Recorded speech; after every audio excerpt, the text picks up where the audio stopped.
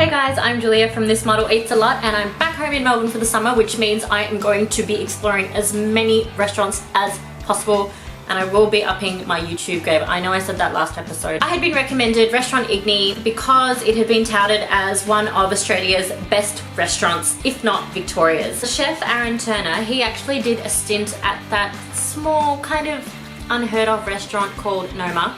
The restaurant's actually in Geelong, so that's about an hour and 10-minute drive from Melbourne. The Restaurant Igni, it means fire in Latin. So you walk in and everything's kind of grey and light wood. It's very, very intimate. There's probably about 7 tables and about 8 spaces at the bar. I was completely all up in the chef's face.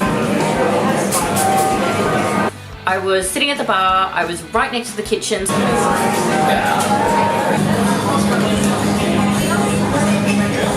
I got quite emotionally invested in everything because I saw from start to finish how everything was made over and over.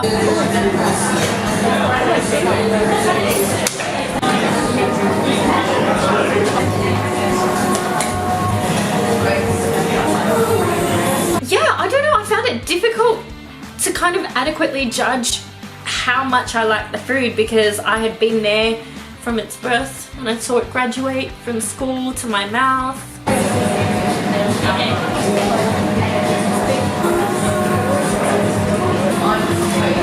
The first thing they did was they brought out these 8 little amuse-bouches. Saltbush.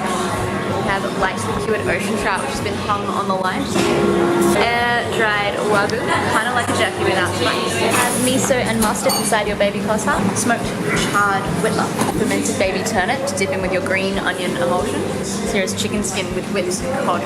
My favourite was the air-dried Wagyu beef. It was described to me as being a little bit like a beef jerky. I would have to agree, only it was much less chewy. It was very, very tender. They used something called saltbush. That was really interesting because it was salt and vinegar saltbush, and I didn't actually read the menu because there's no menu that's presented to you, but I was eating it and I was like, this is like eating chips. So I was really happy when I saw the menu that my palate wasn't that far off.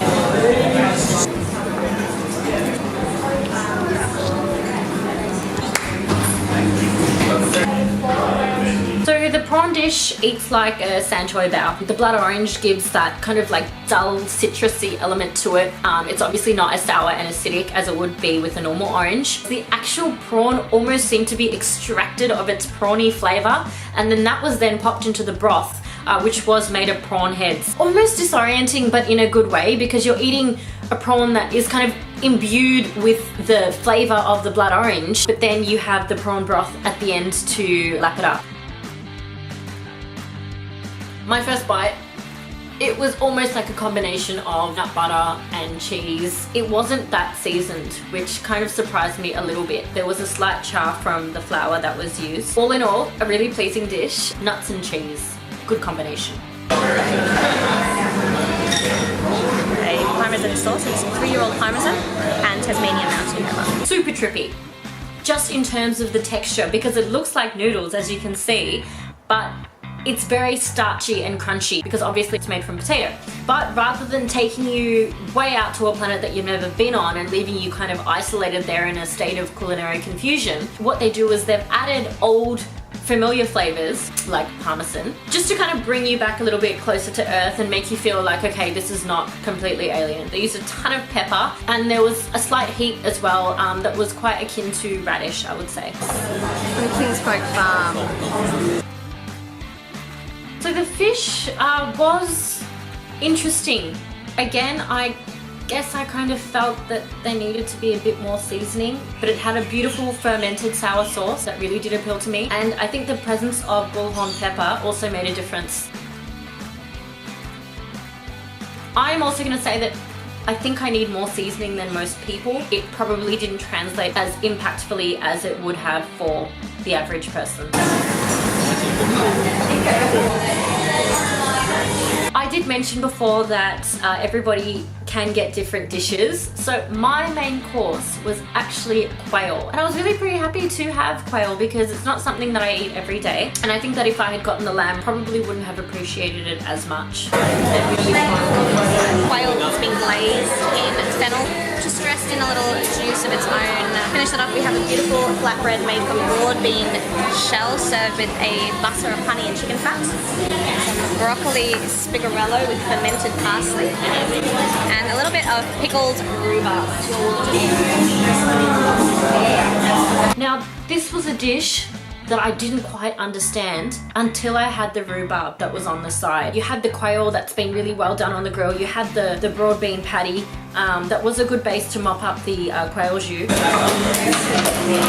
But it all kind of felt a little bit disjointed, and the only cohesive element for me was that rhubarb.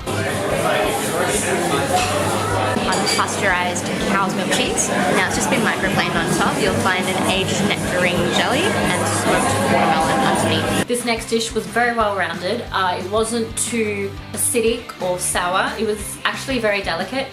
When you think of the fact that, you know, they're mixing cheese with watermelon, with nectarine.